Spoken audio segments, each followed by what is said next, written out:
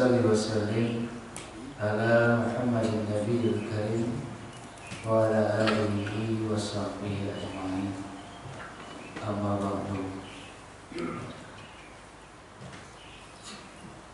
Kalau kita bicara tentang iman, maka di dalam Islam ini nggak sulit buat mengaplikasikannya.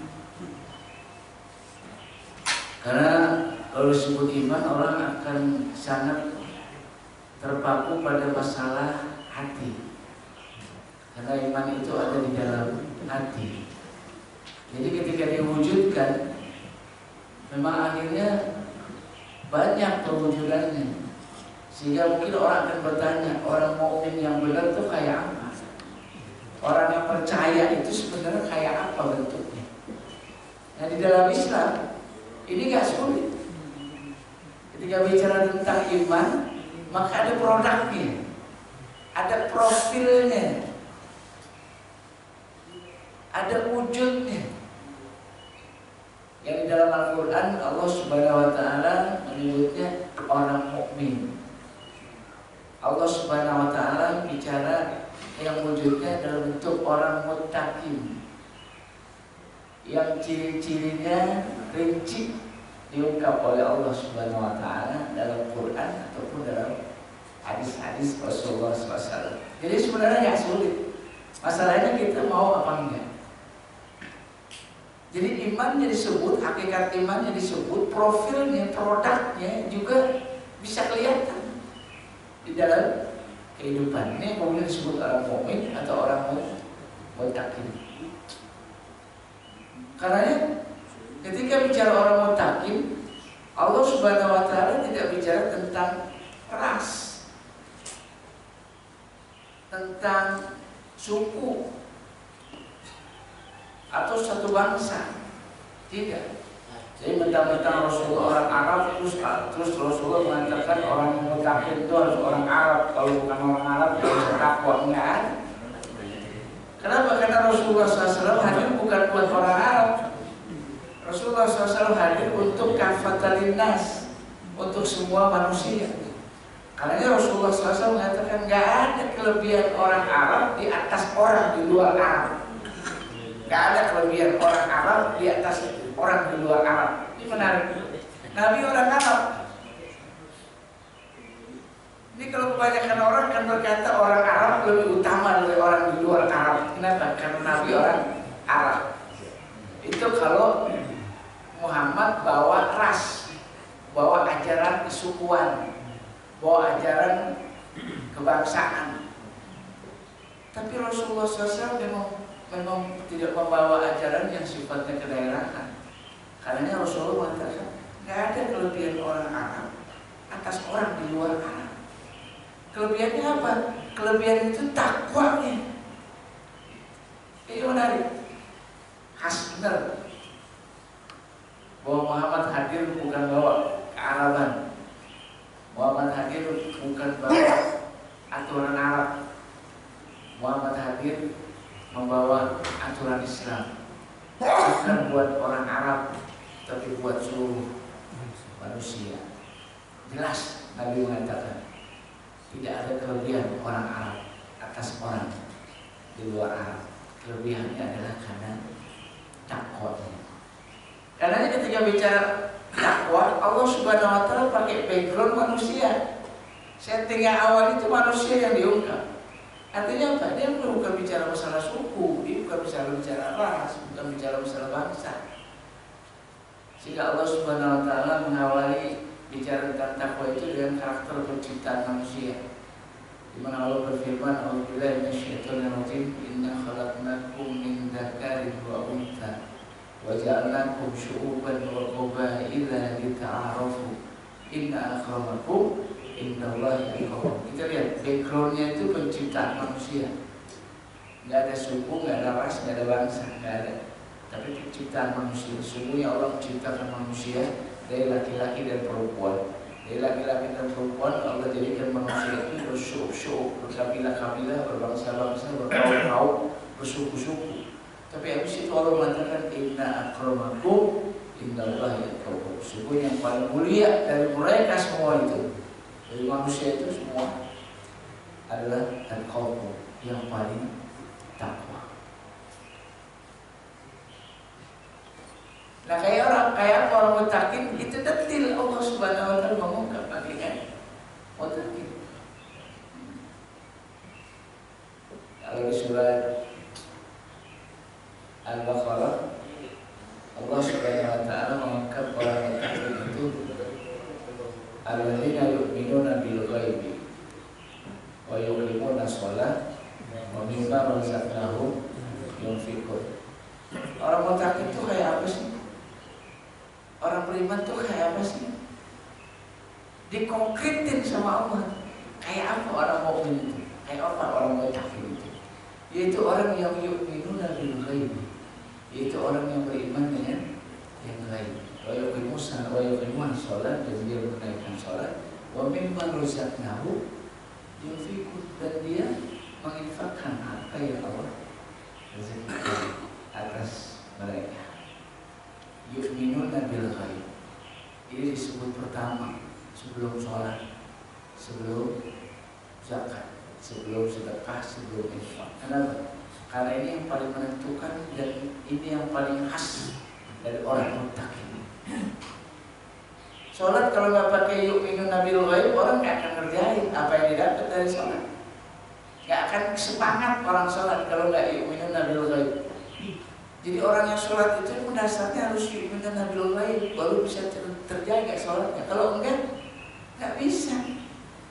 Makanya orang munafik itu paling susah sholatnya.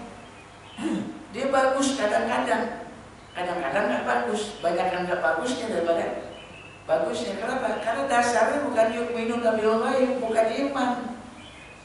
Sehingga Allah mengatakan wa idza qamu ila shalah qamu kusala yura'unan nas wa la yazkurunallaha illa qalila. Para munafik itu kalau sholatnya malas.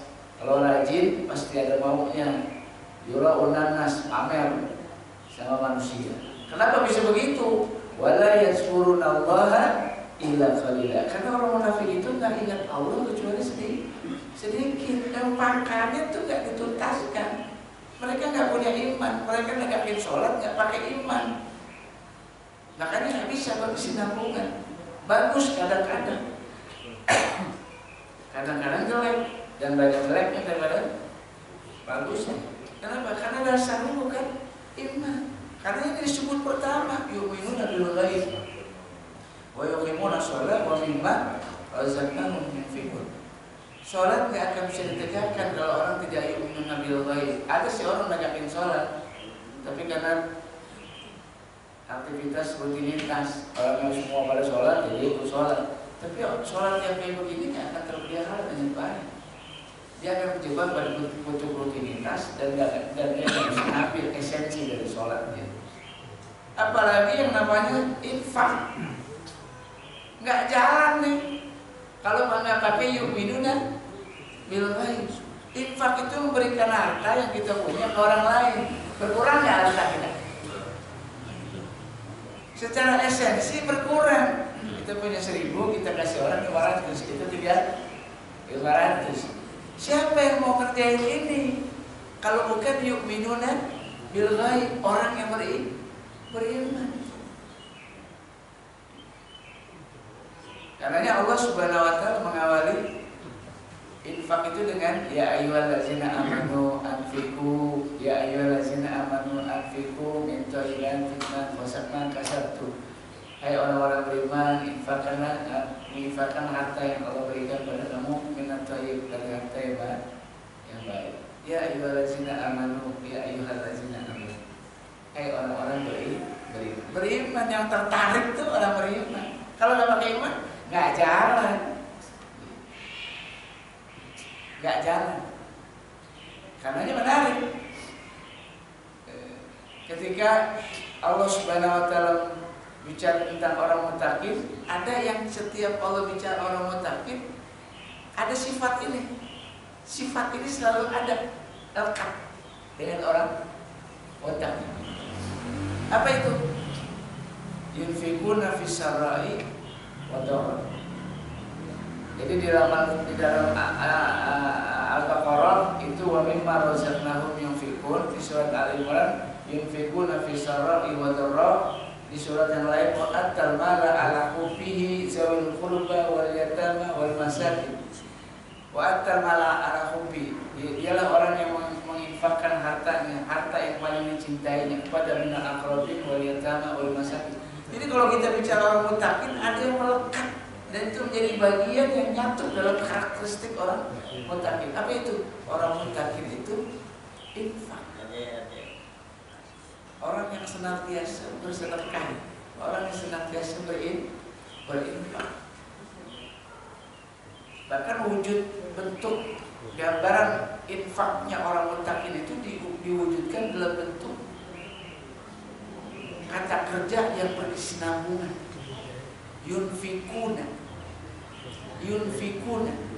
Yunfikuna itu satu bentuk kata kerja yang menunjukkan bahwa kemarin dia sedekah, sekarang dia sedekah dan terus dia akan sedekah. Yunfikun.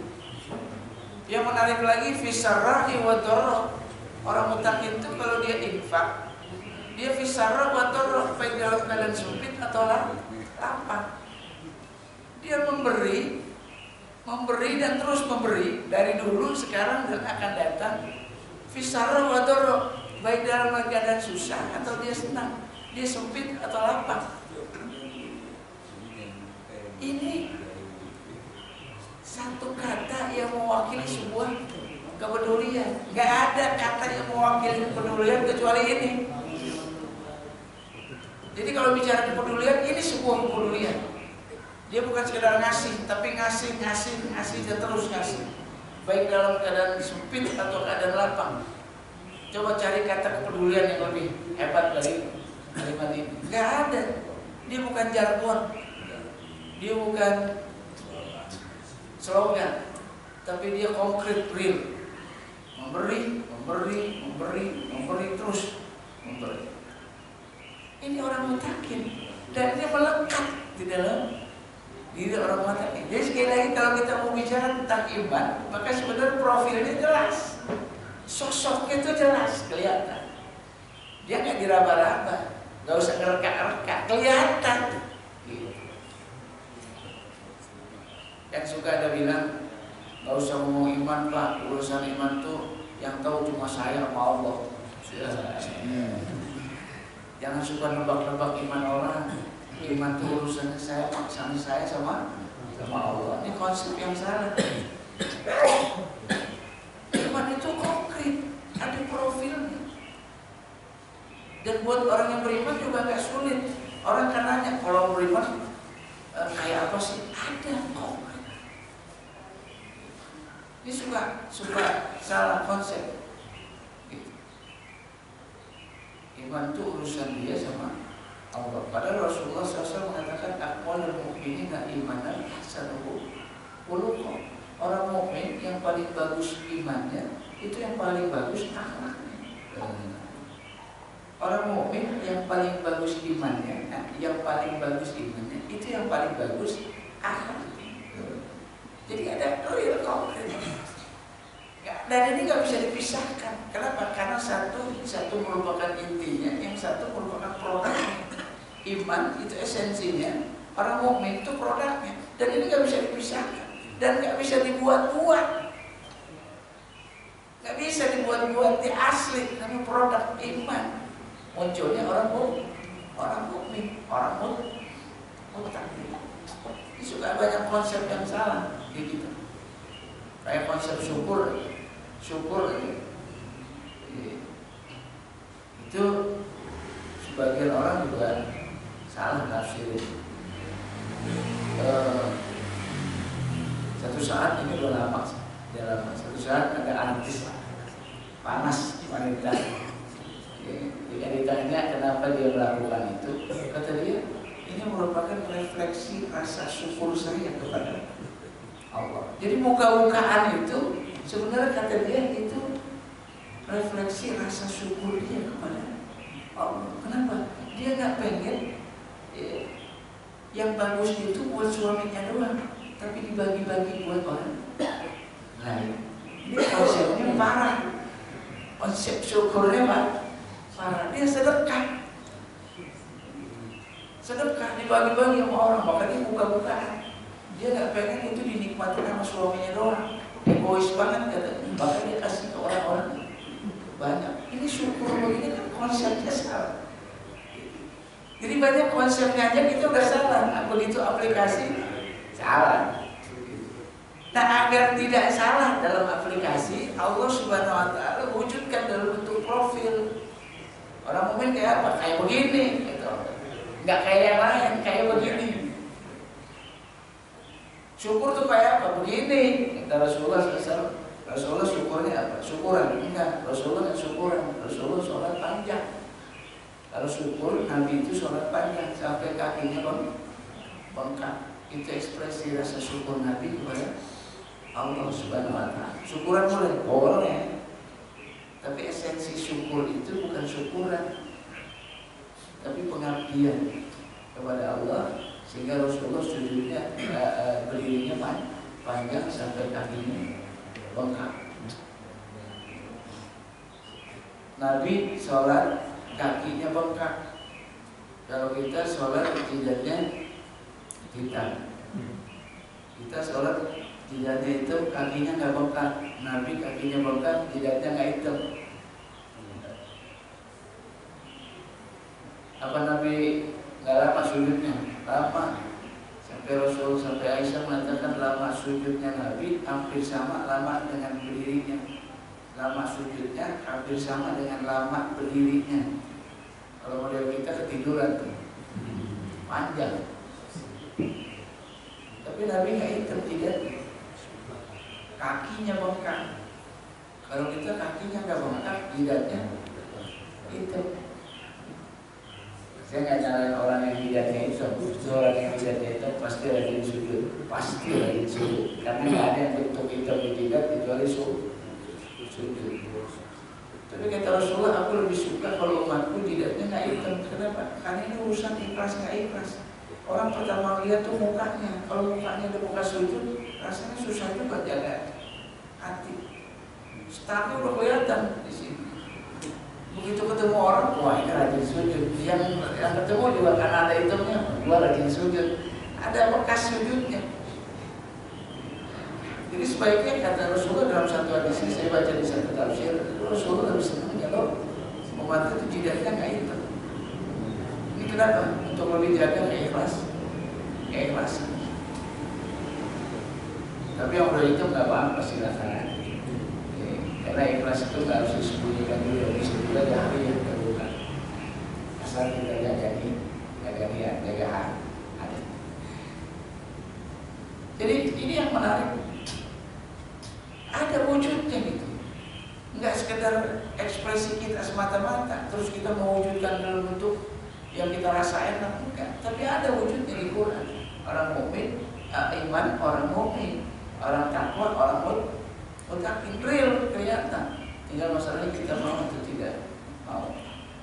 Dan dari sekian banyak karakter yang ada di dalam orang mutakin itu, ada yang disebut dengan infak. Infikuna fisarati kotor. Infak, sedekah, zakat itu sebagai bagian dari perwujudan orang mutakin. Jadi melekat. Karena sebegitu pentingnya infak, itu Rasulullah SAW sampai habis sholat, assalamualaikum, itu bangun dari tempat duduknya langsung pulang, nggak pakai wirid, nggak pakai doa. Ada apa? Apa sebegitu pentingnya? Waktu itu sholatnya sholat asar. Jadi Rasulullah langsung bangun dari duduknya, pulang. Sampai ditanya oleh sahabatnya, ada apa ya Rasulullah? Kayaknya penting banget. Iya, penting banget. Kenapa? Rasulullah SAW teringat emasnya yang belum dibagiin hari itu ke orang-orang miskin. Teringat emasnya, jadi langsung pulang. Kenapa? Bukan emasnya, tapi karena belum dibagikannya. belum dibagikannya infak hari itu. Jadi bukan ingat emasnya, bukan, tapi belum ingat belum sedekah. Kalau kita suka diputusin ingat emasnya, tapi bukan buat sedekahin, buat disium takut hilang. Jadi pulang cepet juga, cuma takut hilang. Kalau Rasulullah bukan ingat emasnya, tapi ingat belum sedekah. Kebetulan yang diinfakkan adalah emasnya. Begitu Rasulullah sedekah. Sebegitu pentingnya sedekah sampai ada orang mati, orang meninggal, mau hidup lagi, dia bukan mau sholat, bukan mau haji, tapi dia mau sedekah. Ini menarik sebenarnya. Kenapa? Kalau kita sholat itu urusan kita sama Allah. Kalau kita haji itu urusan kita sama Allah. Tapi kalau infak itu urusan kita sama Allah dan sama orang lain. Jadi menarik ya. Maka dalam banyak literatur ketika bicara orang mutakin, ada satu hal yang nggak pernah ditinggalin dalam karakteristik orang mutakin, yaitu infak, dan ini melekat dalam kehidupan seorang mutakin. Karena dalam kehidupan para sahabat Rasulullah SAW juga infak itu melekat dalam kehidupan mereka. Sehingga ada cerita yang populer, kisah Abu Bakar dengan Umar yang fastabiqul khairat, berlomba-lomba dalam kebaikan urusan sedekah infak. Jika Umar mau ngasih harta ke orang miskin, dia datang ke rumah orang miskin, dia ke rumahnya, begitu dibuka ternyata Abu Bakar udah di dalam, udah nyedekahin, udah infak ke orang miskin. Besok-besoknya nggak mau ketinggalan dari Abu Bakar, dia datangin orang miskin, dia ketok lagi, begitu dibuka ternyata Abu Bakar udah di dalam memberikan sedekah. Jadi kalah terus nih Umar. Sampai satu saat Umar nggak pengen kalah ketika terjadi perang Tabuk. Perang Tabuk ini perang yang banyak meminta dana, karena perang besar, ribuan orang yang dihadapi juga orang Romawi. Di mana di Tabuk perjalanan juga jauh, jadi dana yang diperlukan banyak. Sampai saat itu Umar berharap di sini lagi menang dari dari Abu Bakar, sampai Umar menginfakkan setengah hartanya diinfakkan. Nggak main-main, setengah hartanya diinfakkan. Lalu kemudian dia datang pada Rasulullah, dia bertanya, ya Rasulullah, Utsman berapa dia infak? Ada Rasulullah, sepertiga hartanya. Utsman sepertiga hartanya. Tapi masalahnya bukan sama Utsman, dia masalahnya dengan Abu Bakar. Ketika ditanya berapa Abu Bakar menginfakkan hartanya, kata Rasulullah, semuanya. Sampai Rasulullahnya bingung dan bertanya pada Abu Bakar, ya Abu Bakar, lalu kamu sisakan apa buat anak dan istrimu? Kata Abu Bakar, aku sisakan bagi mereka Allah dan Rasul. Ini Abu Bakar. Ini jangan main-main kayak Abu Bakar ya. Abu Bakar ini khas bener. Abu Bakar. Kalau bapak pulang sampai rumah diinfakin semua. Masjid. Ini Abu Bakar spesial. Umar aja nggak sanggup, terus aja nggak sanggup. Begitu orang-orang dulu. Satu saat ada gubernur Mesir, dia diprotes sama rakyatnya karena suka bolos kerja, diprotes sama rakyat.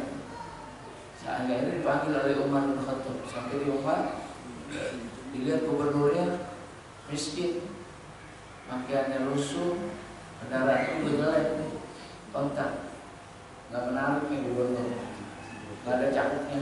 Nah, begini apa diprotes juga? Udah begini aja masih diprotes juga. Ini karena kalau bilang amanah, Pak Umar nggak akan manggil. Tapi karena ini amanah rakyatnya, dipanggil juga gubernur. Gubernur yang ditanya Pak Umar. Kalau bukan Umar yang nanya, dia nggak jelasin juga masalahnya. Akhirnya dijelasin kenapa dia suka telat, suka bolos. Telat itu karena bantuin kerja istrinya yang jadi gandul. Gak ada penghasilan yang cukup. Penghasilannya nggak cukup jadi gubernur. Gajinya kecil. Maka dia harus nambah penghasilan dengan menjadi gandul, bantuin kerja istri.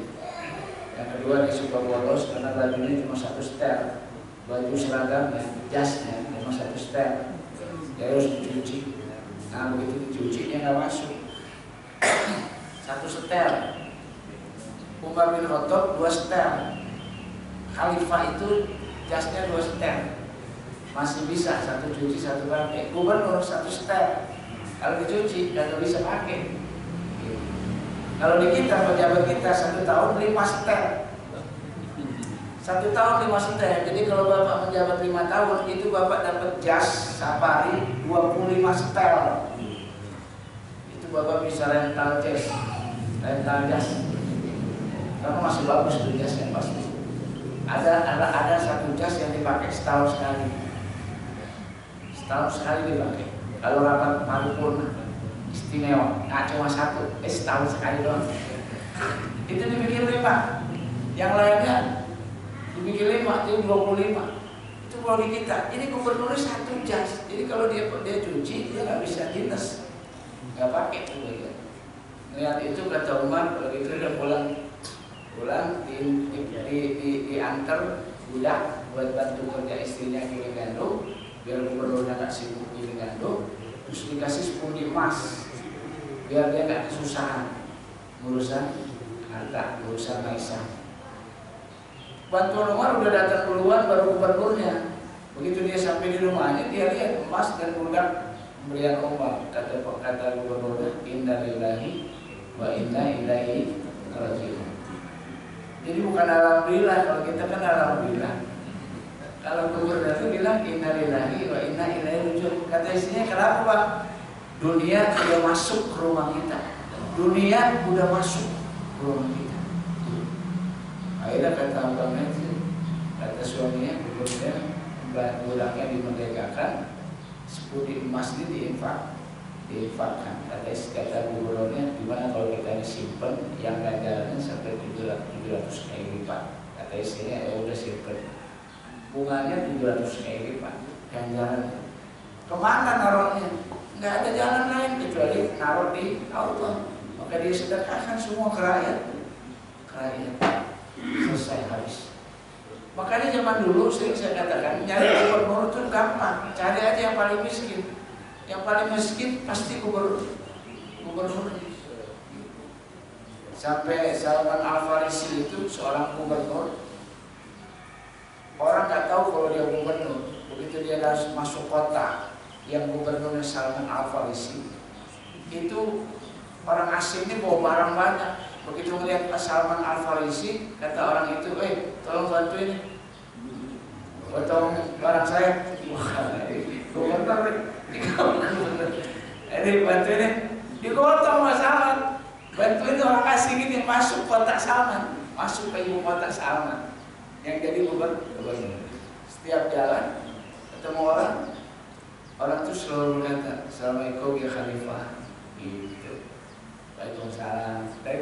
Assalamualaikum ya Khalifah. Waalaikumsalam. Ini orang asingnya bingung, ini Khalifahnya mana? Ini Assalamualaikum Khalifah, ini Khalifahnya yang mana? Kok dibilang Assalamualaikum Khalifah? Sampai orang asingnya bingung, Khalifahnya yang mana? Baru dia tahu kalau Khalifahnya itu yang suruh bawa barang dia, Salman Al-Farisi. Gak ketahuan. Orang paling susah itu biasanya orang yang paling miskin, gubernur. Cari gubernur yang paling miskin. Hari ini kita juga gampang jadi gubernur yang paling kaya. Pejabat yang paling kaya itu biasanya yang paling kaya pejabat. Kalau dulu yang paling miskin pejabat. Karena dia khadimul pelayan umat. Diinfakin.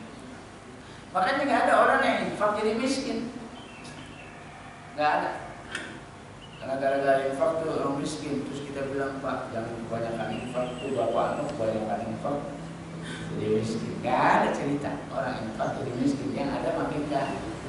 Makin kaya. Nah, karenanya sedikit aja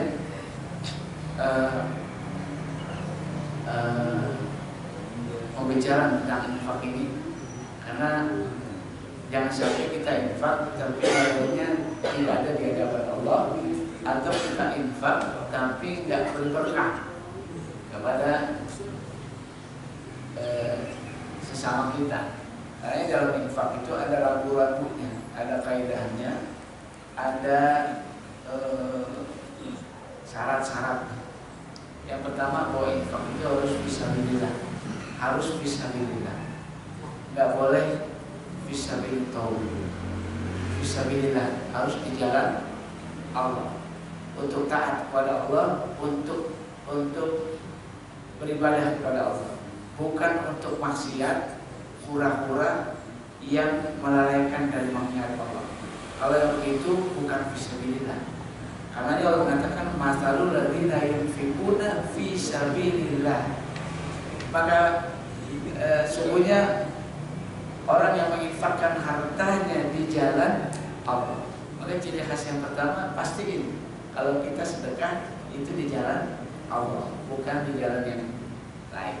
Yang kedua, kalau kita mau sedekah, kita harusnya berpikir aulawiyah, prioritas.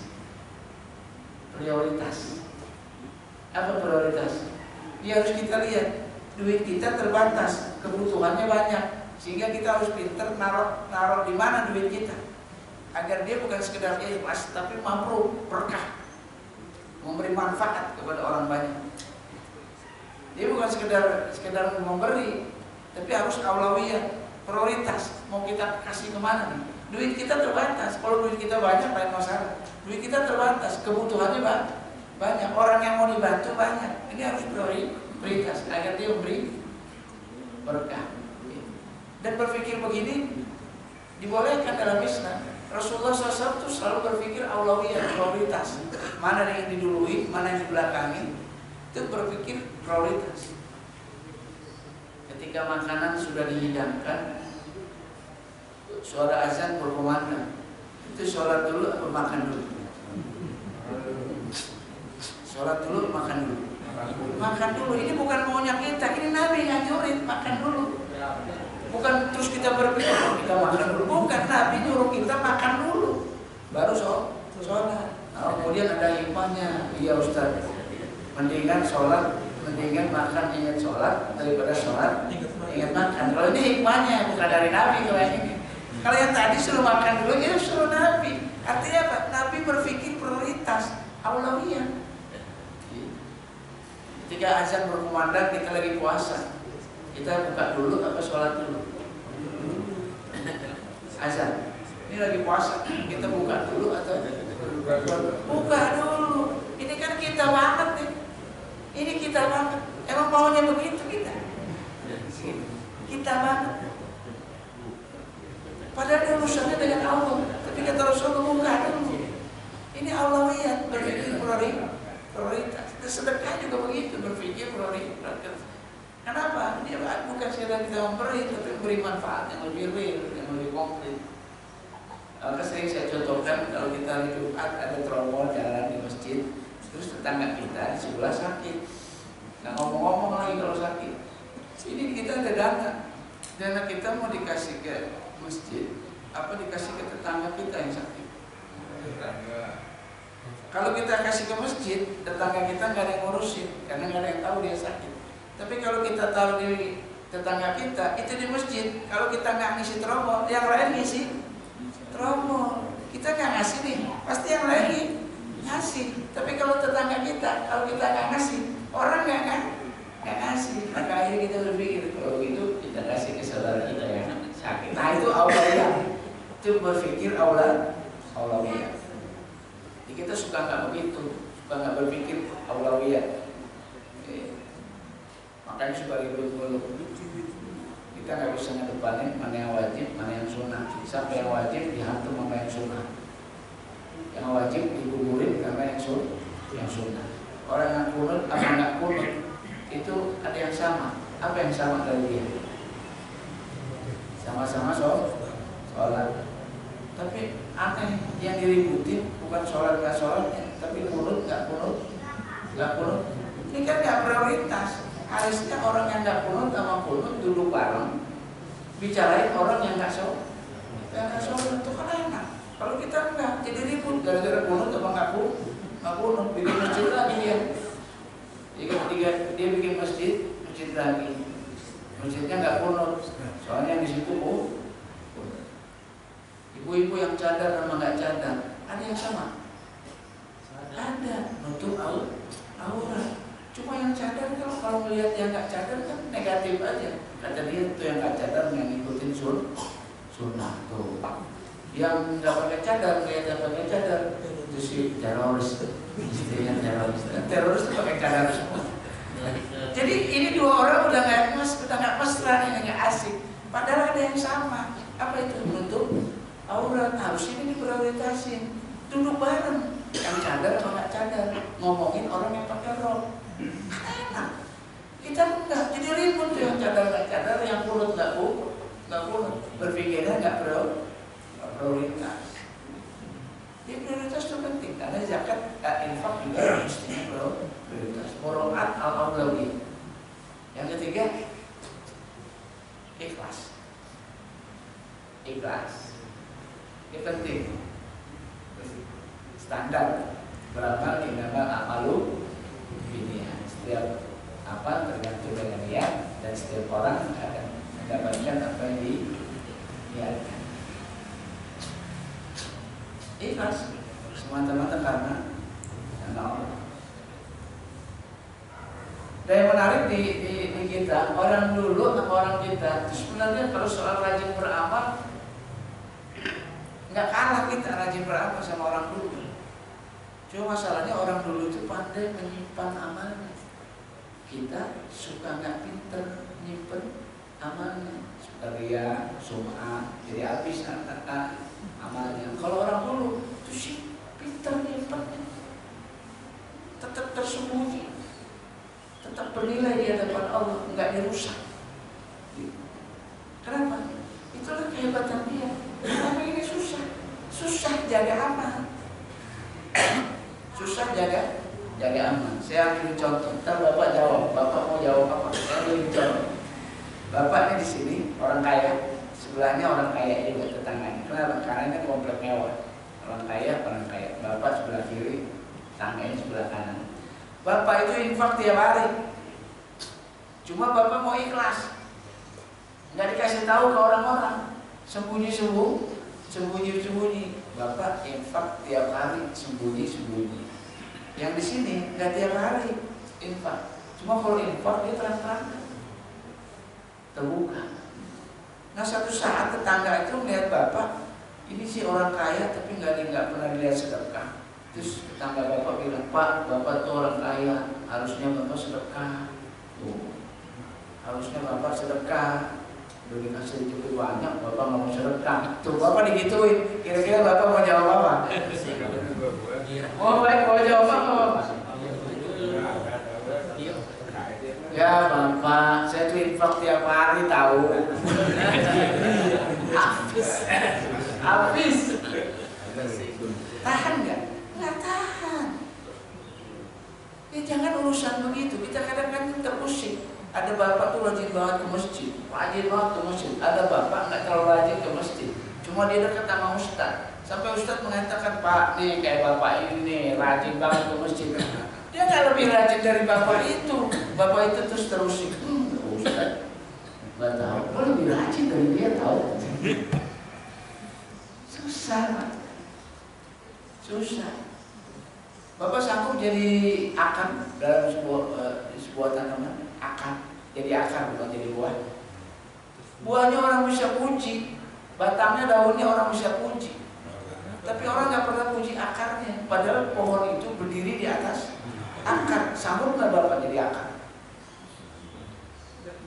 Itu akar luar biasa, sanggup. Kalau model kita keluar dari tanah. Kita akan keluar dari tanah, keluar deh. Itu akar tetap aja dalam tanah. Buahnya dipuji karena manisnya, daunnya dipuji karena indahnya. Tapi akarnya nggak pernah dibicarain orang. Tanya sanggup menjadi akar. Bangunan ada fondasi. Ada orang bicara fondasinya? Ada. Orang bicara tentang bangunannya, indahannya, kacanya, jendelanya, pintunya dan sebagainya. Tapi orang nggak pernah bicara fondasinya. Bapak sanggup jadi fondasi. Padahal itu bangunan berdiri di atas fondasi. Kalau nggak ada fondasi, nggak ada bangunan. Buah itu berdiri di atas akarnya. Kalau nggak ada akarnya, nggak ada buahnya. Tapi bapak nggak pernah dilihat orang, nggak pernah dipuji orang, nggak pernah diomongin orang. Sanggup nggak jadi akar? Sanggup nggak jadi fondasi. Gak banyak yang sama. Begitulah ikhlas. Karena Mu'adz bin Jabal pernah nangis di satu makam. Terus Umar datang dan dia bertanya, "Ya Mu'adz, kenapa kamu menangis?" Kata Mu'adz, "Sesungguhnya riya itu adalah syirik yang nyata. Riya adalah syirik yang nyata.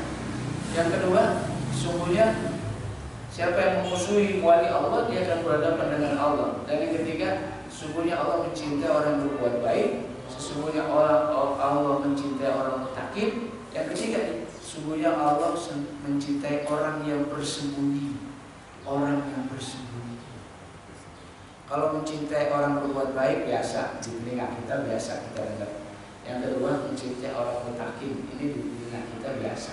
Tapi ini menarik, kata Allah, kata Mu'adz, sesungguhnya Allah mencintai orang yang bersembunyi. Orang yang bersembunyi. Siapa dia? Orang yang ikhlas. Adanya nggak jadi terkenal, begitu nggak ada, nggak dicariin orang. Itu orang mukhlis. Kenapa? Karena dia pintar jaga amal. Sampai kalau nggak ada, nggak dicariin orang. Kenapa? Karena orang nggak tahu siapa yang ngerjain itu. Sampai orang yang ngerjain itu nggak ada, orang nggak kehilangan. Gitu. Karena orang itu pandai menjaga amal.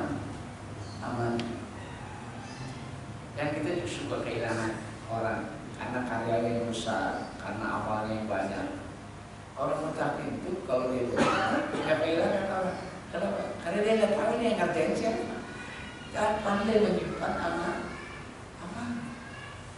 Tetap tersimpan baik di hadapan Allah Subhanahu Wa Taala. Nggak pengen populer, nggak pengen dikenal orang, nggak pengen kerja karena Allah. Ini nggak mudah. Ikhlas. Jadi infak harus ikhlas. Yang ketiga, min mal thayyib wal halal wal mahfuz. Sedapat mungkin harta yang kita sedekahkan itu harta yang thayyib, yang baik, halal, wal mahbub, dan yang masih kita cintai. Wa tamala ala hubbihi. Orang muttaqin itu kalau infaknya harta yang dia sendiri cinta. Gak akan sampai pada kebaktian, kata Allah, yang fikuna mimma tuhibbun, sampai kamu menginfakkan apa yang kamu cintai. Sehingga ada sahabat Rasulullah punya banyak tanah, tapi dia paling senang tanah di satu tempat, tanah dia paling disenangi. Ketika Rasulullah minta infak, maka yang dikasih bukan tanah-tanah yang lain, tapi tanah yang dia senangi, yang diinfakkan. Mimma tuhibbun. Kamu belum sampai pada kebaktian yang sesungguhnya sampai kamu menginfakkan apa yang kamu cintai. Jadi kalau masih pakaian yang sebenarnya kita juga masih suka, kita kasih saudara kita. Jangan sampai pakaian itu sendiri udah kita nggak suka. Kata la yu'minu ahadukum, tidak beriman salah seorang di antara kamu sampai kamu mencintai saudara kamu persis seperti kamu mencintai diri kamu sendiri. Jadi kalau bisa yang kita cintai. Halal jelas halal, tidak boleh korupsi diinfakkan. Karena koruptor itu ada dua, ada koruptor hitam, ada koruptor putih. Koruptor hitam dia korupsi dipakai buat maksiat, buat wara-wara dan sebagainya. Kalau koruptor putih itu dia korupsi buat bangun masjid, korupsi buat sedekah orang miskin. Pertimbangannya apa? Daripada diambil semua sama dia, mending gua ambil jatah gua. Kenapa? Kalau gua sih gua kasih ke masjid, gua kasih ke orang miskin, kasih anak yatim. Koruptor, tapi koruptor putih. Ada koruptor hitam, ada koruptor putih. Boleh nggak? Nggak boleh, dua-duanya nggak boleh. Jangan bapak koruptor putih boleh. Nggak boleh koruptor putih. Hartanya harta haram, nggak boleh disedekahkan karena salah satu syarat infak adalah halal.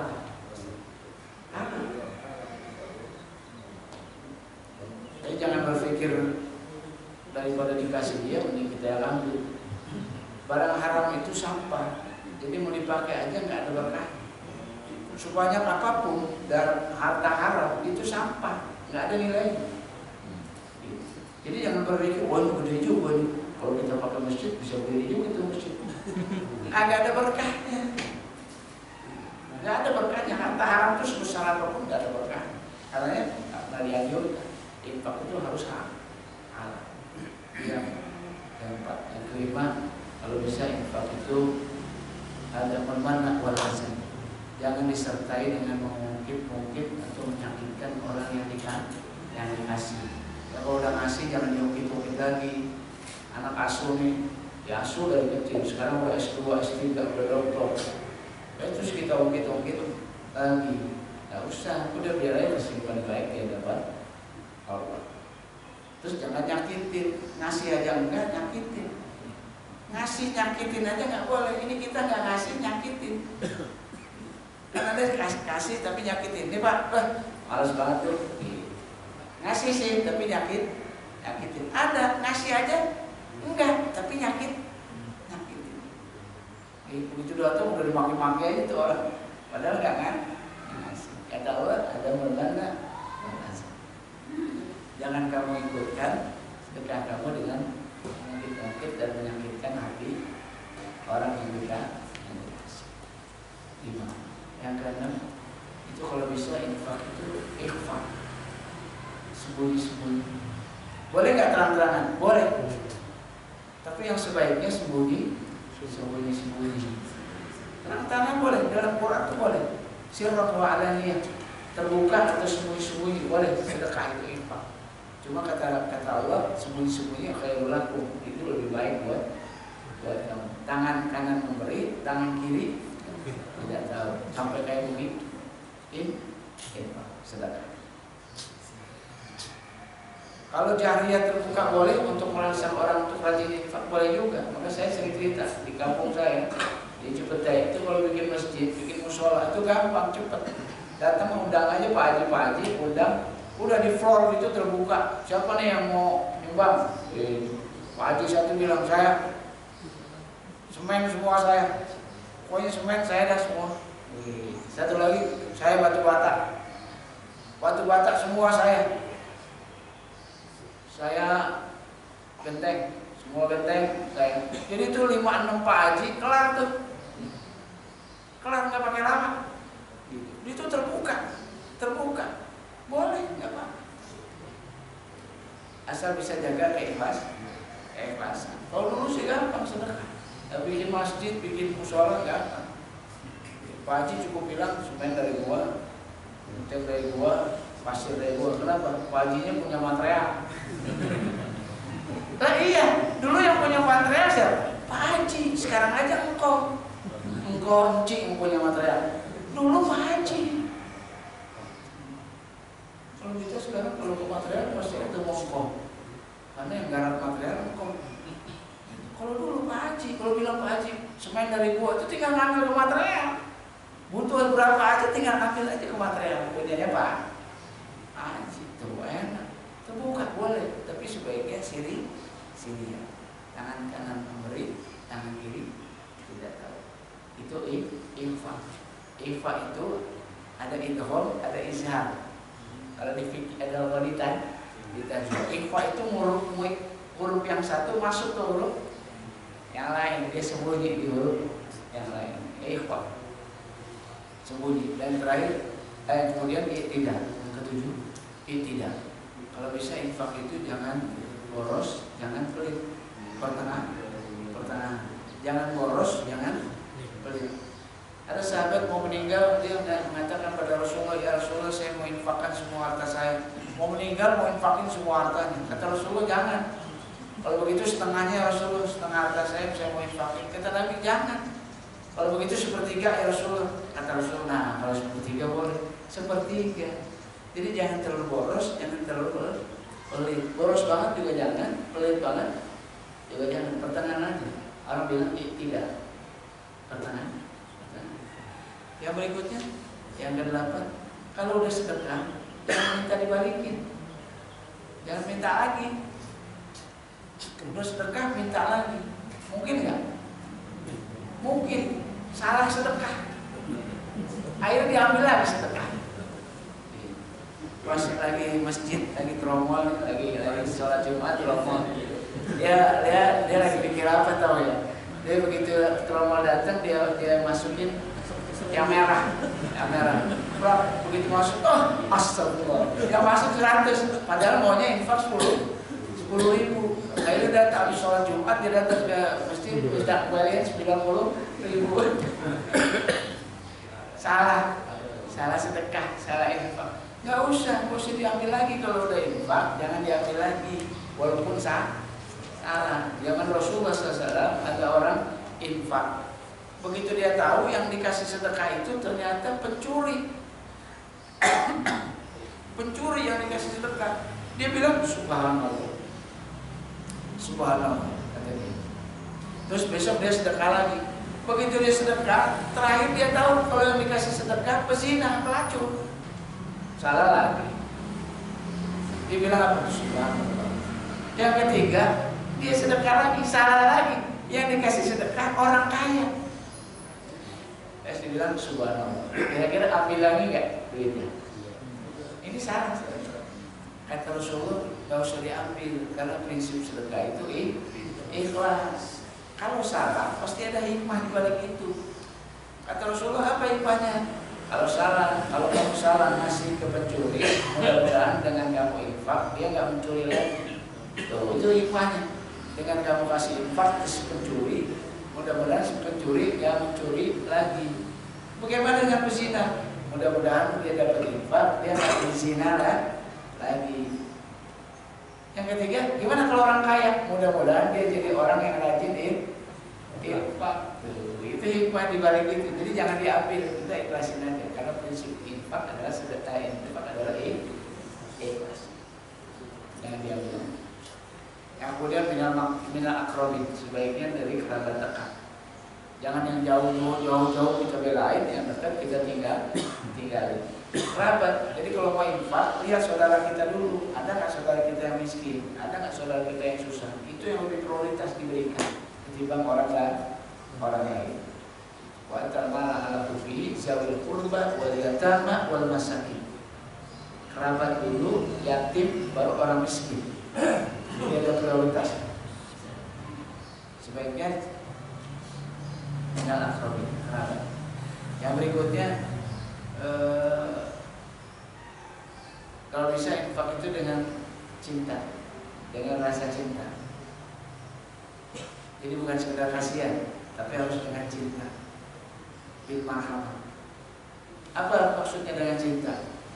Yang dikasih jangan merasa lebih hina, yang ngasih jangan lebih merasa mulia. Karena biasanya kalau yang dikasih itu jadi hina, yang ngasih jadi merasa mulia. Kalau yang begini yang terjadi itu nggak pakai cinta. Orang pakai cinta, yang dikasih tolong dijaga, jangan sampai dia merasa hina. Tolong dijaga perasaan itu, jangan sampai dia merasa rendah. Yang ngasih, tolong juga dijaga perasaannya, jangan lebih mulia. Itu baru bisa dilakukan kalau pakai cinta. Kalau nggak pakai cinta nggak bisa. Harus pakai cinta, baru bisa. Sehingga orang miskin, kalau kita mau datang ke orang miskin, kan suka ada orang kaya, Pak, ambil duitnya tuh di rumah saya. Ambil duitnya di rumah saya. Ada sedekah tuh. Ini nggak pakai cinta. Kalau pakai cinta, dia datangin orang miskin, sedekahnya dibawa, diketok pintunya baik-baik, dikasih ke orang miskin, dihargai, dihormati si miskin itu. Itu baru bisa. Kalau pakai cinta, kalau nggak pakai cinta, nggak bisa. Yang terjadi begitu. Yang dikasih jadi merasa rendah, yang ngasih jadi merasa mulia. Kalau yang begini ini biasa. Harusnya nggak boleh begitu. Yang dikasih tolong dijaga, dia harus dihargai kehormatannya. Yang ngasih juga jangan merasa lebih tinggi. Dan yang terakhir, infak itu sebaiknya segera, jangan ditunda. Segera, seperti Rasulullah yang ingat infaknya, yang belum infak bangun dari tempat duduknya langsung ya sedekahkan emas yang belum sempat dibagikan. Ini hal-hal penting dalam konteks infak. Kenapa saya sampaikan ini? Karena infak ini melekat banget dengan orang mutakin. Kalau bicara orang mutakin, bicara tentang iman. Jadi iman produknya mutakin. Kalau bicara mutakin, yang khas dari mutakin adalah infak. Ini jadi ukuran. Tapi habis ini kejadian sedikit, mungkin ada yang mau sharing, mau tanya, mau berbagi, mau nambah hal-hal penting dalam pembahasan kita hari ini. Saya silakan. Alhamdulillah, saya kembali kathir para setiwa yang telah menyampaikan pelajarannya pada pagi hari ini terkait masalah iman. Mudah-mudahan apa yang telah disampaikan tentunya akan meningkatkan keimanan dan ketakwaan kita kepada Allah Subhanahu wa taala. Kita langsung pada sesi tanya jawab. 1, 2, 3, 4 ya.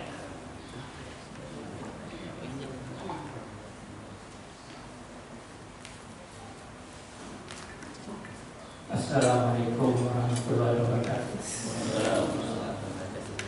Cukup menarik apa yang Bapak sampaikan tadi, panjang lebar tentang takwa, iman, dan infak. Kemudian juga kalau kita jadi orang mutakin, tidak ada perbedaan antara sesama kita, tidak ada berbangsa-bangsa. Saya sebenarnya ingin sharing, menambahkan apa ini Pak? Apa memang menyimpulkan atau juga siapa ya? Karena kita manusia ini sejak zaman Nabi Adam sampai yaumil kiamah nanti itu sama diberi oleh Allah, akal, hati, dan nafsu. Dan itu dijelaskan dalam Al-Quran semua. Kalau mengenai hati itu serupa daging, mengenai nafsu diingatkan harus dijaga, kemudian mengenai akal harus diisi dengan pengetahuan apa saja, sehingga kita bisa menempatkan sesuatu pada tempatnya. Jadi mungkin ini yang membuat kita bisa, ini harus semua disandarkan kepada Allah. Kalau tidak disandarkan kepada Allah, apa yang kita inginkan itu tidak akan dicapai. Sehingga kalau kita sandarkan kepada Allah, kita pasti akan berpedoman pada Al-Quran dan Sunnah. Pasti itu. Dan bisa tidak. Nah ini akan membuat kita menjadi seorang yang betul-betul mutakin, betul-betul orang bertakwa. Betul apa tidak, Pak Ustaz? Itu aja yang ingin saya sampaikan. Terima kasih. Assalamualaikum warahmatullahi wabarakatuh.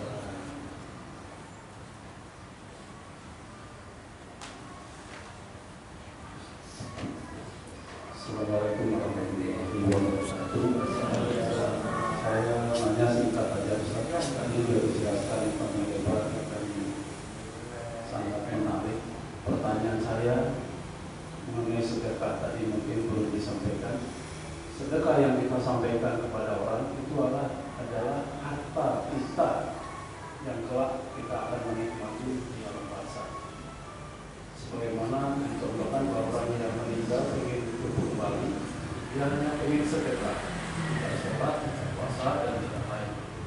Jadi mohon dijelaskan tentang sedekah itu yang merupakan milik harta kita yang sesungguhnya yang nanti kita akan raih di pada masa. Terima kasih Ustaz. Assalamualaikum warahmatullahi wabarakatuh.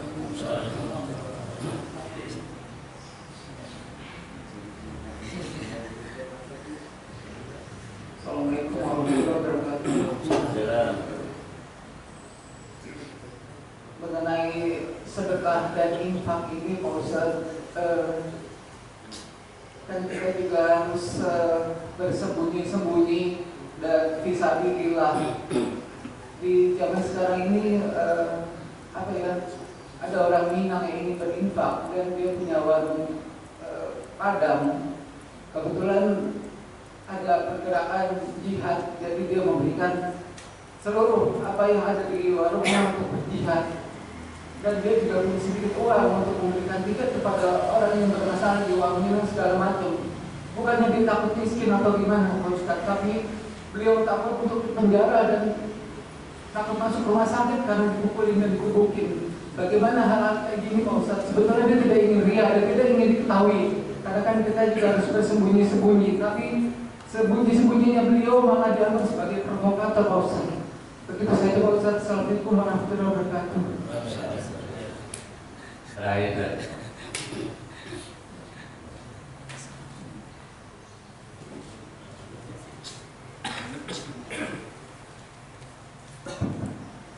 Assalamualaikum warahmatullahi wabarakatuh. Terima kasih atas pertanyaan Ustaz. Dan sebelumnya mohon maaf apabila perkataan saya salah. Itu tentang tadi bisa katakan bahwa iman itu mempermudah dalam pelaksanaan atau aplikasi, tentunya termasuk dalam masalah ibadah. Yang ingin saya tanyakan yaitu tentang membaca Quran pada waktu malam Jumat, kemudian diteruskan dengan sholawat Nabi yang kita kenal bagi kita yaitu tahlilan. Nah, masalah ini bagi kita sudah berjalan pada waktu yang sudah lama ini di tempat di masjid ini dengan tertib, dan saya juga kadang-kadang hadir, kadang-kadang tidak. Nah, masalahnya yaitu sekarang akhir-akhir ini masalah tahlilan tadi ada yang setuju, ada yang tidak. Bahkan dipertajam dengan pendapat-pendapat para ulama-ulama besar yang mengatakan bahwa tahlil itu adalah paham dari para wali songo. Bahkan yang ada yang mengatakan tadi pahamnya Gus Dur. Nah, dengan demikian tidak ada yang bisa mengatasi atau memberikan satu solusi. Kalau dulu itu Majelis Ulama Indonesia bisa memberikan nasihat, dan menurut Nabi adalah kita harus kembali kepada Quran. Nah, hal inilah yang sampai sekarang nampaknya masih menjadi suatu masalah. Nah, mohon penjelasan. Terima kasih. Assalamualaikum warahmatullahi wabarakatuh. Silakan. Bismillahirrahmanirrahim. Jadi memang mestinya begitu. Akal kita, hati kita, dan seluruh aktivitas amaliah kita itu harus kita arahkan kepada Quran dan Sunnah. Karenanya dalam beragama kita harus ikhlas. Ikhlas itu apa? Ikhlas itu nggak melibatin hawa nafsu. Sampai hawa nafsunya aja ditundukin dengan Quran dan Sunnah. Jadi beragama memang harus ikhlas. Semuanya diarahkan kepada mencari keridhaan Allah. Qul inna sholati wa nusuki wa mahyaya wa mamati lillahi rabbil alamin. Akal kita diarahkan kepada ridha Allah, hati kita, bahkan nafsu kita. Sehingga Rasulullah mengatakan la yu'minu ahadukum, tidak beriman salah seorang di antara kamu sampai hawa nafsu kamu mengikuti apa yang aku bawa. Jadi sampai hawa nafsunya aja harusnya diikutin apa yang dibawa oleh Allah dan yang dibawa yang diturunkan oleh Allah dan Rasul. Kalau belum begitu, kita nggak ikhlas benar dalam agama. Karena ya Allah katakan wa ma umiru illa liya'budullaha mukhlishina lahud-din. Jangan libatin hawa nafsu. Kalau ibadah, kalau beragama pakai hawa nafsu jadi ribut. Beragama pakai hawa nafsu jadi ribut.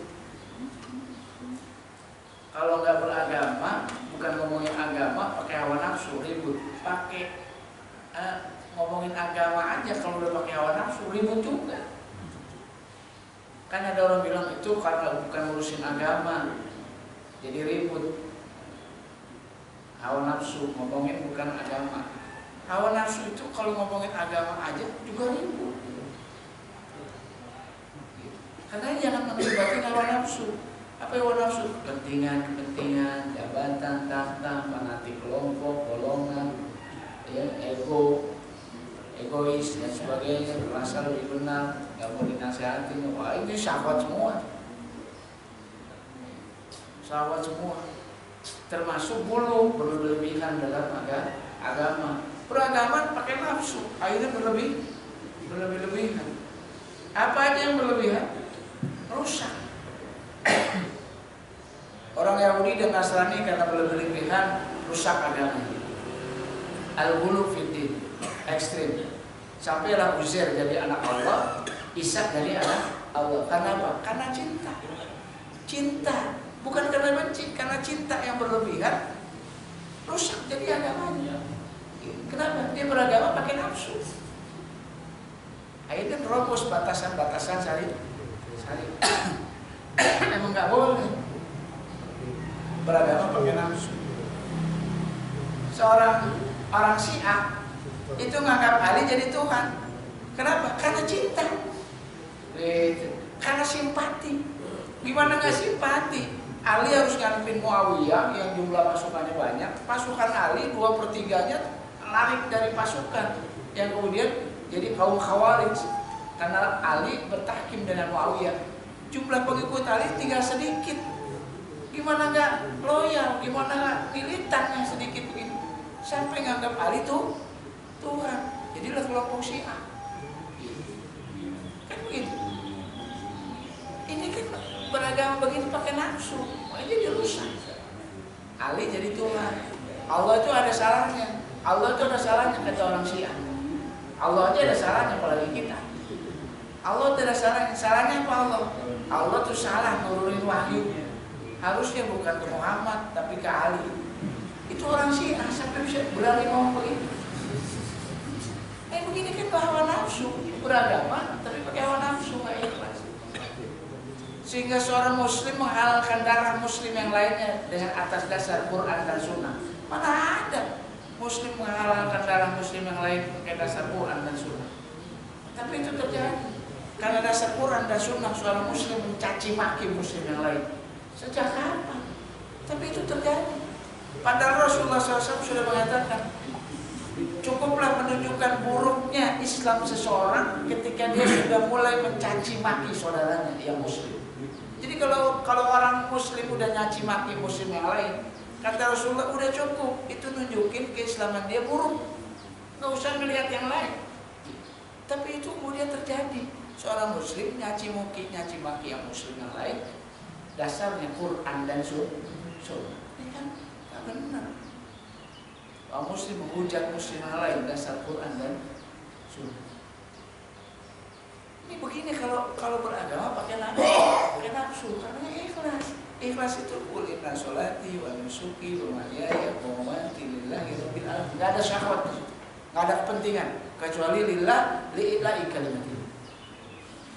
Benar Bapak bilang, akalnya, hatinya, semuanya harus diarahkan kepada Allah, mencari keridhaan Allah dalam wujud dan bentuknya mengikuti Quran dan Sunnah. Yang kedua, benar harta kita yang sesungguhnya sebenarnya kita sedekahin. Cuma kita nggak menang. Jadi pada akhirnya harta kita yang sesungguhnya itu yang kita sedekahin. Kenapa? Karena yang kita pakai sekarang itu pada akhirnya nggak kita bawa. Makanya kata Allah nggak bermanfaat. Mal wal banun nggak bermanfaat nanti di hari kiamat. Harta dan anak-anak nggak bermanfaat. Illa biqalbin salim, kecuali hati yang bersih. Hati yang bersih yang diwarnai dengan amal soleh, sedekah dan sebagainya. Itu yang nantinya akan menemani kita, dan itulah yang boleh jadi harta kita yang sesungguhnya. Coba terus terang, kalau nggak pakai iman nggak bisa begini. Bisa begini kalau pakai iman. Dia yakin bahwa hari akhir itu ada, bahwa kita nanti dibangkitkan lagi. Kalau itu nggak, kurang pemahaman keyakinan kita, kurang pada masalah itu, akhirnya kita nggak semangat. Tapi kalau kita yakin bahwa itu adalah benar, maka kita pasti bersemangat. Karena pada akhirnya itulah harta kita yang kita bawa. Itu yang punya kita. Yang lainnya enggak kita bawa. Bikin rumah bagus-bagus, itu mati, malah kita dikeluarin dari rumah kita. Kita dikeluarin dari yang bangun rumah gua, harta gua. Begitu mati, dikeluarin kita dari rumah. Gak boleh di rumah, bayangin aja.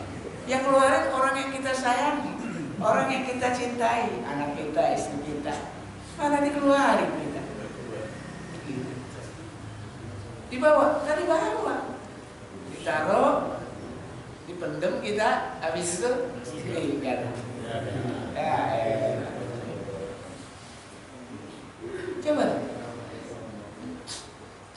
Kita dari muda yang kita list tuh urusan dunia mulu. Habis lulus kuliah harus kerja. Kalau bisa jadi pegawai negeri. Kenapa? Kalau pegawai negeri terjamin hidupnya. Jadi yang jamin hidup bukan Allah, tapi pegawai negeri. Jadi kalau bisa pegawai negeri. Habis itu kalau udah kerja nikah. Kalau nikah bekerja. Kalau bisa punya rumah. Kalau udah punya rumah baru nikah. Kalau udah nikah, udah punya istri, punya anak. Kalau udah punya anak, punya tabungan. Jadi yang dipikirin dunia terus gitu. Sampai udah punya rumah satu, beli rumah lagi, beli rumah lagi dua. Udah punya tanah satu, tempatnya dibeli tanah lagi, terus begitu. Dikumpulin semua sampai dia menjadi kaya raya. Begitu pensiun, stroke, meninggal, bisa dinikmatin? Ada. Coba dia infak, dia bisa nikmatin nanti. Ya, ini udah susah-susah dicari, ditanamnya di dunia. Begitu dia harusnya mau nikmatin, habis pensiun dia mau nikmatin. Kan kemarin kerja mulu tuh. Begitu pensiun ternyata stroke, meninggal, bisa dinikmatin? Iya. Jadi yang di dunia nggak bisa dinikmatin, di akhirat nggak dapat apa-apa. Ini serugi-ruginya orang. Kenapa nggak infakin aja bikin rumah di surga? Itu dia mati, dia punya rumah di sana. Di komplek mewah, namanya komplek Aden. Wa masakinah thayyibah, ada rumah-rumah mewah di sana. Di mana? Jannati Aden, di surga Aden. Jadi komplek Aden. Ada wa masakinah thayyibah, rumah-rumah mewah. Ada komplek mewah di sana. Kita kenapa nggak kita siapin? Ini kalau ini baru bisa dipikirkan dan dilakukan kalau dia punya keimanan. Kalau imannya bermasalah, akhirnya ini nggak bakal dikerjain sampai kapan. Nah, benar tadi Pak Bowo bilang, kita diingatkan bahwa harta kita yang sesungguhnya adalah yang kita infakkan, bukan yang kita makan. Kita makan tuh terbatas, maunya sih banyak, tapi begitu kita makan, yang bisa ngisi perut kita doang, nggak bisa lebih dari itu. Perut seberapa sih besar? Itu pas mau puasa nih, pas mau buka, itu yang mau pikirin, mau beli ini. Akan ini. Begitu puasa, air putih hilang semua.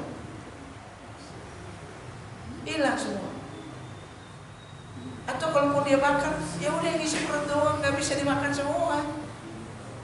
Nggak mungkin dimakan semua karena perut juga terbatas. Terus yang lainnya dimakan orang. Punya mobil mewah, emang dudukin semua kursinya? Kagak, tetap aja di satu kursi, sebelahnya siapa? Supirnya. Nggak bisa dia, maaf ya Pak, gua dudukin semua. Nggak bisa, tetap aja dia duduk di satu kursi. Nggak mungkin duduk di tempat yang lain. Jadi terbatas. Kayak begitu kita mau kejar-kejar, nggak bisa. Benar ini nyadarin kita bahwa sesungguhnya harta kita yang sesungguhnya adalah amal soleh. Di antaranya adalah sedekah, infak. Bukan banyaknya Pak, tapi rutinnya. Rutin. Tapi yang ketiga, ini ada yang daftar. Dulu orang tua kita mungkin tidak mampu. Kita sebagai anak itu kalau sedekah kita niatkan untuk orang tua kita ini nyampe nggak?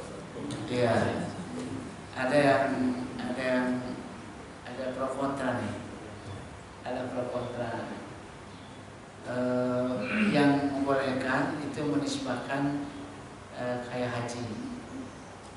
Kalau kita haji buat orang tua kita nyampe haji, kita udah haji nih, kita mau haji lagi tapi kita buat orang tua ini nyampe. Nah ini dijadiin dalil umum bahwa pahala itu bisa dikirim. Jadi kalau kita sedekah, ini bukan buat saya tapi buat orang tua saya. Ini sebagian yang lain melihat hadis-hadis yang begini itu nyampe orang tua kita. Tapi ya pemahaman yang kedua bahwa Setiap orang akan menanggung apa yang dia lakukan. Orang nggak bisa nanggung orang lain. Gitu. Kalau dosa, ya dia harus nanggung dosanya, nggak bisa ditanggung orang lain. Makanya anak yang lahir karena zina itu anaknya tetap bersih, fitrah. Yang salah bapaknya sama ibunya, nggak bisa ditanggung ke anaknya. Terus anaknya juga diasingkan, bahkan dibilang anak haram jadah dan sebagainya. Tahu pakai jadah segala, haram jadah. Akhirnya anaknya diusirkan, dikucilkan dan sebagainya. Enggak, dia nggak dosa, yang dosa bapaknya ibunya. Dan setiap orang nggak bisa pikul dosa orang lain. Karenanya akhirnya diasumsi berarti enak dong koruptor. Koruptor itu dosanya banyak, tapi setiap pagi, setiap malam undang orang tahlilan, doain si koruptor. Akhirnya sudah ke surga itu koruptor karena doa orang yang tahlilan. Nah ini berarti orang nanggung dosa orang lain. Kalau nggak bisa, setiap orang akan nanggung dosanya masing-masing di hadapan Allah. Ini jadi pro kontra. Ya, ada yang bolehkan, ada yang tidak bolehkan. Tapi niat aja karena Allah. Mudah-mudahan Allah Subhanahu Wa Taala berhidup dengan amalan kita. Karena kalau kita berbuat soleh, itu orang tua kita dapat fadilah. Kita berbuat soleh, kita infak, rajin infak. Itu kita begitu karena orang tua kita. Jadi ketika kita infak, orang tua kita juga dapat amalan infak. Karena kita begitu dididik sama orang tua kita. Jadi nggak usah diniatin ke orang tua itu dapat. Otomatis. Itu pentingnya anak soleh, didik anak soleh. Jadi begitu bapak ibunya udah meninggal, anak yang soleh ngerjain apa yang kita ajarin, itu anak yang soleh dapat pahala, ibunya bapaknya di akhirat juga dapat pahala karena ngajarin anak yang soleh. Gak usah diniatin orang tua, dapat tuh orang tua, dapat. Dan ini kan lebih enak, kita dapat orang tua kita dapat. Kalau tadi kita suruh milih, kita nggak dapat orang tua kita dapat, enggak, kita dapat orang tua kita. Itu pentingnya nyetak anak soleh itu di situ penting. Jadi pahala ngalir terus tuh kalau anak kita soleh. Kalau anak kita nggak soleh, dosanya juga ngalir terus. Itu anak kita. Iya. Jadi hati-hati. Gimana kita bisa nyetak anak kita jadi anak soleh. Gitu Pak ya. Yang ketiga, ini sembunyi-sembunyi ini. Karena takut dianggap teroris. Jadi terbuka terang-terangan.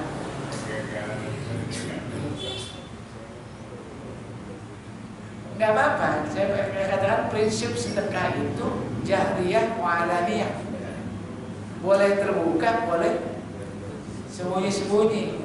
Walaupun kata Allah sembunyi lebih baik. Tapi boleh nggak terbuka? Boleh.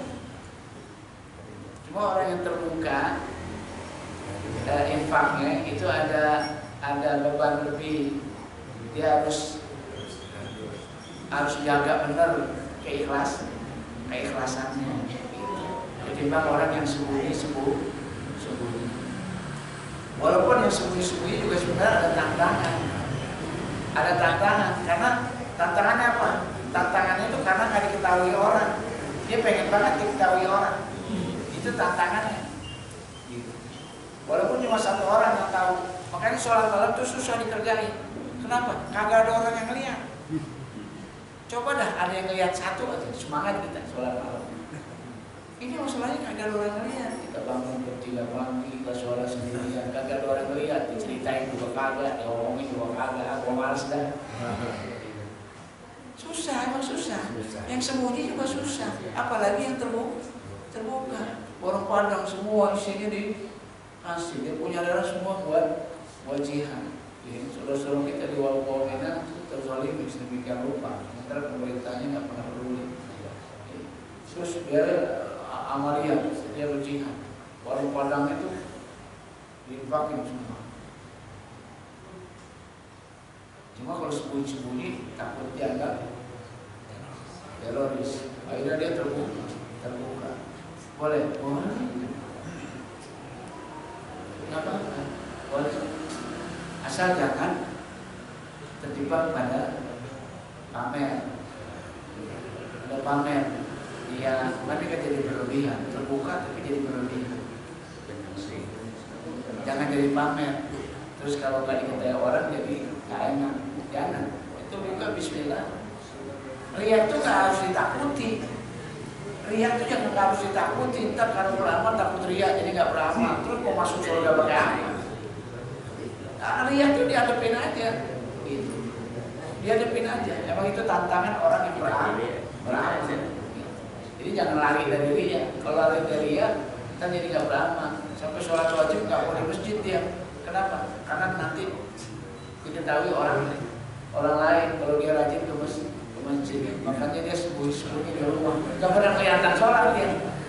Ini kan nggak benar juga. Antara Rasulullah sebaik-baiknya sholat wajib di masjid, sebaik sholat sunnah di rumah. Kenapa orang sholat wajib semua orang sholat? Tapi sholat sunnah nggak semua orang sholat sunnah. Makanya sebaiknya di rumah. Kenapa? Buat jaga keikhlasan. Zakat fitrah semua zakat fitrah nggak usah sembunyi. Tapi zakat mal mungkin harus sembunyi. Zakat infak mungkin harus sembunyi. Kenapa? Karena tidak semua orang infak. Jangan zakat fitrah sembunyi-sembunyi. Pak zakat fitrah saya Pak.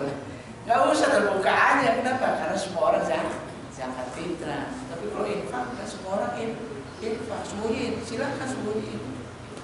Terbuka boleh juga kalau dia sanggup ikhlas. Jadi orang Padang tadi, Minang tadi, makan semua terbuka karena takut teroris. Kalau sembunyi silakan aja nggak apa-apa. Asal jaga keikhlasan. Yang terakhir tahlilan. Tahlilan juga kontra nih. Kontra panjang dan nggak ketemu. Yang tahlilan punya dalilnya, yang tahlilan punya dalilnya. Yang nggak punya, yang nggak menerima tahlilan karena Nabi tidak tahlilan. Yang tahlilan karena ini juga datang dari Nabi. Kalimat-kalimat yang ditahlilin juga kalimat thayyibah yang diajarin oleh Nabi. Nggak ada kalimat-kalimat asing, nggak ada kalimat-kalimat yang maksiat, nggak ada kalimat-kalimat yang durhaka. Semuanya kalimat-kalimat thayyibah yang diambil juga dari ajaran Rasulullah SAW. Yang tahlilan, yang ngalamin tahlilan itu nggak ada sunnahnya, nggak dikerjain sama Nabi. Karena menurut mereka yang namanya sunnah, yang namanya sunnah atau satu amal harus ada tuntunan dari Nabi. Kalau Nabi nggak ngerjain, kita nggak boleh ngerjain. Kalau Nabi nggak ngerjain, kita nggak boleh ngerjain. Itu pemahaman yang nggak tahlilan. Yang tahlilan dari saya katakan, dia juga ngambil dari isyarat-isyarat dari Rasulullah SAW.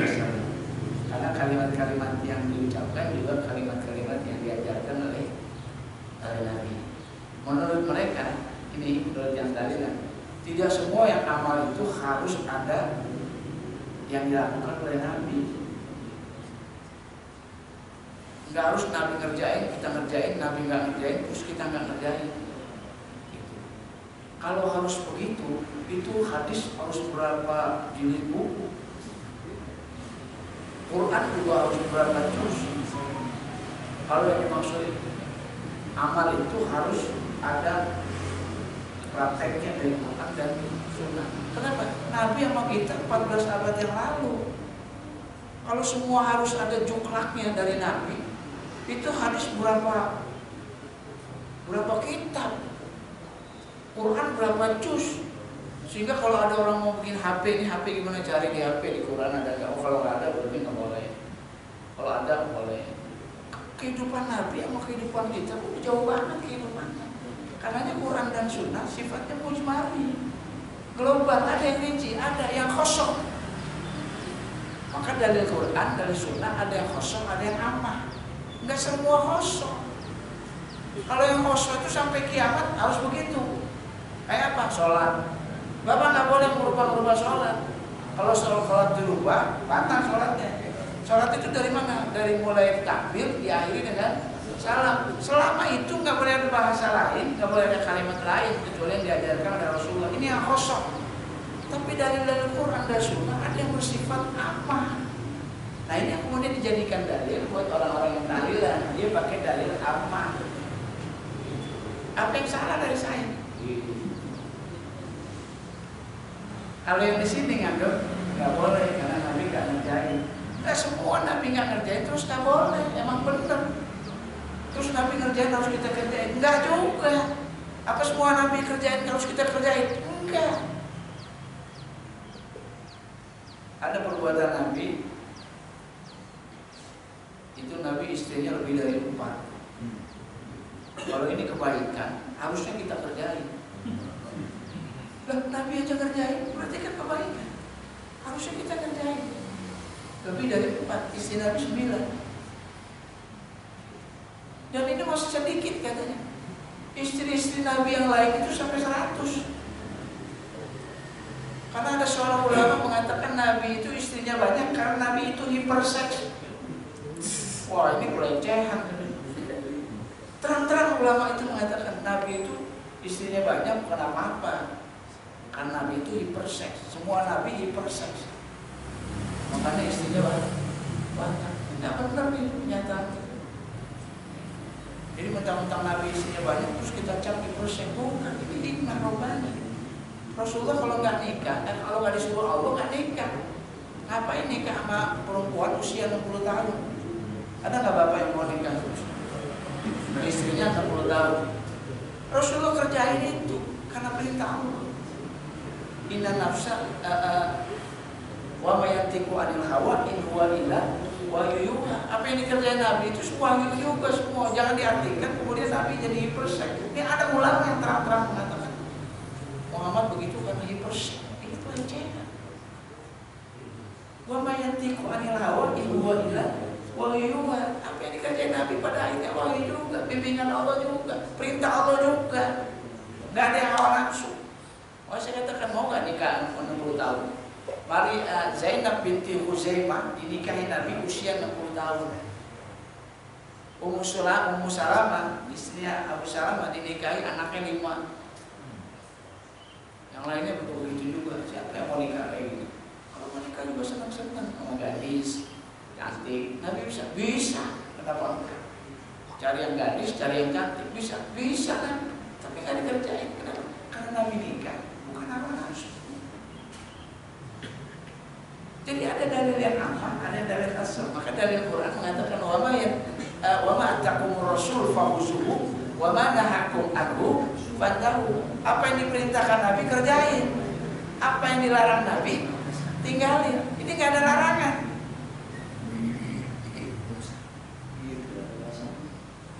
Ini nggak ada perintah. Wa ma yantiku wa ma atakumur rasul fakhuzuhu wa ma nahakum anhu fantahu. Ini bingkainya. Karena ini bingkainya maka ada tahlilan, ada nggak tahlilan gitu. Yang tahlilan punya dalil juga, yang nggak tahlilan punya dalil juga. Sekarang bapak nggak tahlilan apa enggak? Gitu. Saya nggak bisa vonis, saya nggak berani vonis yang tahlilan salah, yang nggak tahlilan salah. Karena yang tahlilan juga ngambil sumber dari Quran dan Sunnah. Nabi nggak pernah tahlilan, iya. Tapi apa kemudian itu dilarang? Nggak ada juga larangan. Nggak ada juga larangan. Ini perdebatan yang cukup panjang. Jangan saya, ulama-ulama besar juga ini jadi perdebatan panjang. Jadi saya nggak berani vonis yang tahlilan salah atau yang tak tahlilan salah. Tapi saya coba kedepankan supaya kita punya rujukan tahlilan. Yang nggak boleh kalau menyatakan orang yang nggak tahlilan itu nggak muslim. Itu nggak tahlilan ya? Berarti kafir. Itu nggak boleh. Oh tahlilan muslim, kalau nggak tahlilan kafir. Ini lain cerita. Ini maaf, ini jadi perdebatan panjang. Terus terang sekapasitas saya belum bisa menyalahkan yang satu atas yang lain. Dan kita lihat lagi gimana ulama-ulama kita menyikapi masalah. Assalamualaikum warahmatullahi wabarakatuh. Terkait pertanyaan saudara kita Hafid, saya terpikir ada yang miris di negara kita. Miris kenapa? Saya baru dapat info bahwa sebenarnya kita entah niatnya berinfak atau apa, mengirim 800 bungkus makanan tapi untuk demo di Medan. Dan itu makanan itu ditahan sehingga berbusuk dan bisa dimakan, dan orang yang mengirimnya itu dapat surat dari kepolisian. Ini sangat serius. Dan kejadian yang sama, peristiwa tanggal 22 dan 23 Mei yang lalu, saudara-saudara kita satpam karyawan Sarinah setelah demo mendapat dipanggil polisi dan mendapat beberapa bulan masuk penjara. Nah, ini niat dia itu memberi air bagi pendemo yang kena gas air mata, ya kan? Ini yang miris. Niatnya berinfak atau baik, tapi menjadi suatu pemeran bagi dia, bagi mereka. Apakah ini juga akan menjadi permasalahan di agama kita? Jadi kita nggak tahu. Itu mari kita pikirkan sama-sama. Nah, itulah yang buat negara kita miris, orang berbuat baik, tapi ujung-ujungnya kena bahkan akan mengambil dua badan sebagai kita nggak tahu. Ya, itu yang perlu saya sampaikan. Sehingga pengumuman kedua yaitu besok yang akan menjadi membawa amanah ini yaitu amanah SMA. Sesungguhnya Pak amanah SMA ini sebetulnya di minggu kedua Ahad. Kita geser minggu ke 1 besok, karena di minggu kedua kita akan kedatangan Ustadz Suheri Mukti MA yang biasa di TV. Kalau di YouTube-nya banyak. Dan tanggal 26 Oktobernya kita akan kedatangan Ustadz Afifi dari Jogja. Jadi banyak perubahan schedule.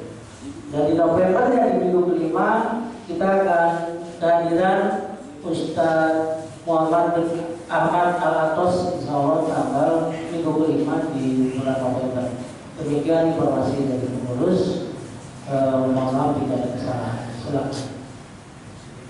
Baik, jamaah yang dirahmati Allah, marilah kali kita pada pagi hari ini sama-sama kita menuntut dengan hamdalah dan doa kafaratul majlis. Alhamdulillah rabbil alamin. Subhanakallahumma wa bihamdika asyhadu an la ilaha illa anta astaghfiruka wa atubu ilaik. Wa billahi taufiq wal hidayah. Assalamualaikum